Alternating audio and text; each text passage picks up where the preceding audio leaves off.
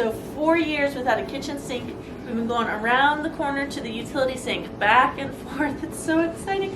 And look at the size of this sink. Run it.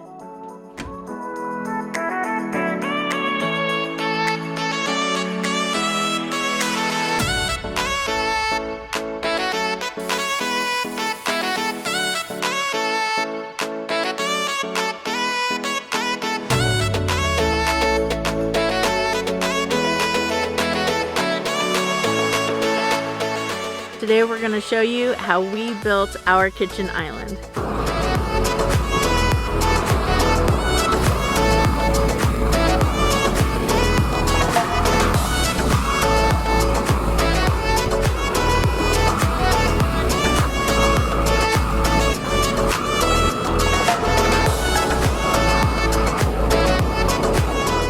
Before I moved to the farm, I didn't know how to use hand tools. I never would have picked up a torch like that and been firing wood. But now, I've learned how to do this.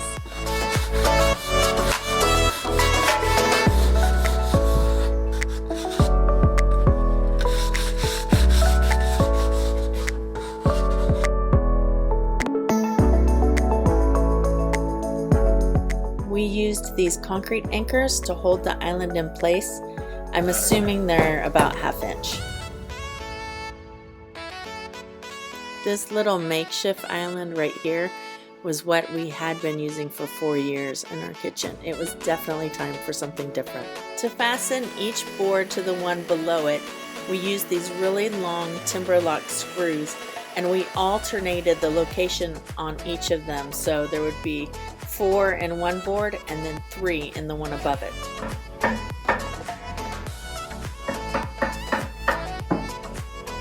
We double measured and triple measured everything to make sure we had it just right. We also brought out the level at every stage to make sure that our walls were going up vertically and that the surface of them was level. Time to get that old island out of the way so we can move on with this new one.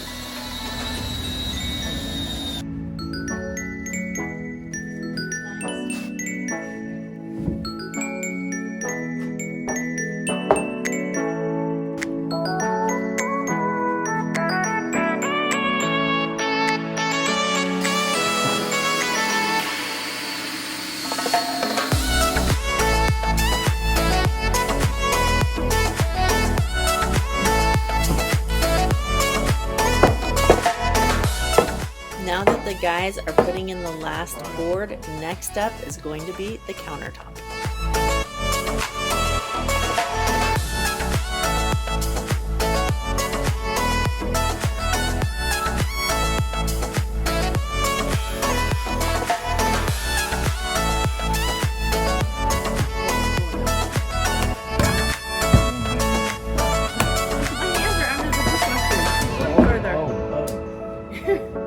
You kind of smashed my hands there for a second. Look at that.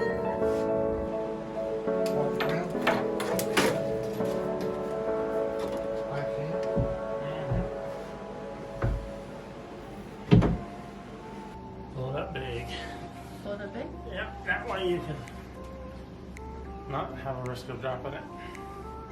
You got it in good? I think so. Okay. 5 more pumps.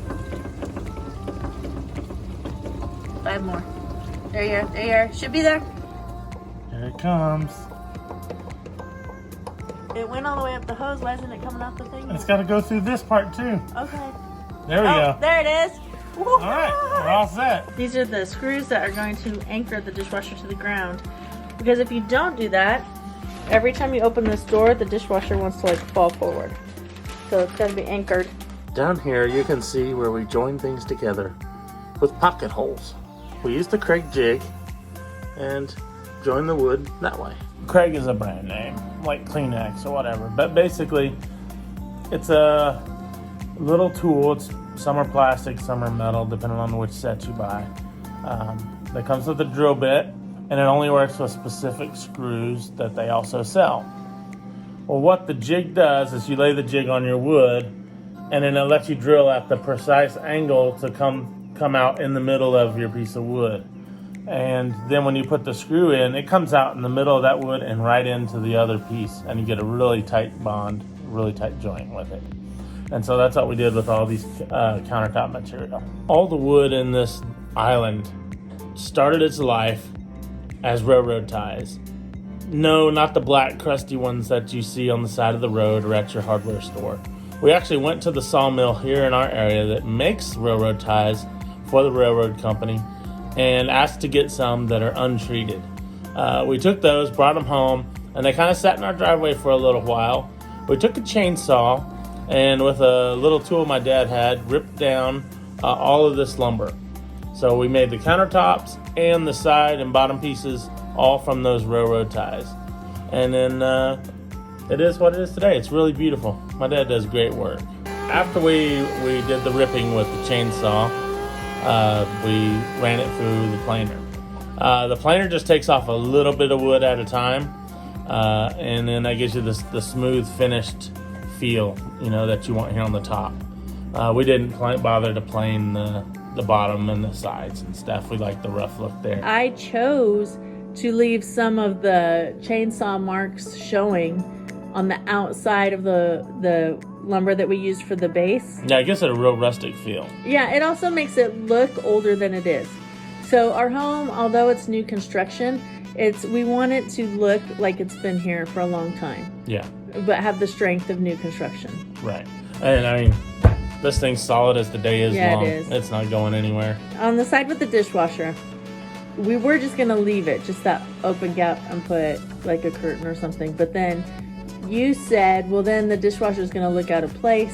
And you had the suggestion of adding those legs to kind of finish it off, give it a finished look. And I think that was really the right decision. Yeah, I think it added a lot of strength where we cut out this big opening for the sink to have that extra leg right there on the side of the dishwasher. It just bolsters that edge up. For sure.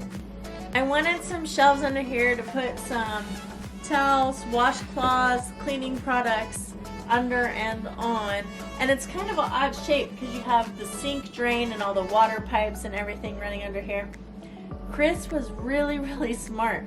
We had that old butcher block that was smaller, that was sitting on top of our old makeshift island, and he cut that and he made these beautiful finished shelves for me.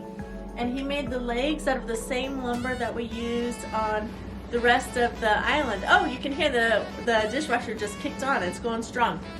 So I am super thrilled with these. I'm gonna wash my hands because I can. At a kitchen sink. I have been living without a kitchen sink. How long since we moved in the house? 2016 when you came. 4 years at least. Yeah, plus I was in it a couple months earlier living upstairs. So 4 years without a kitchen sink. We've been going around the corner to the utility sink, back and forth. It's so exciting. And look at the size of this sink. I can almost take a bath in it, but I won't.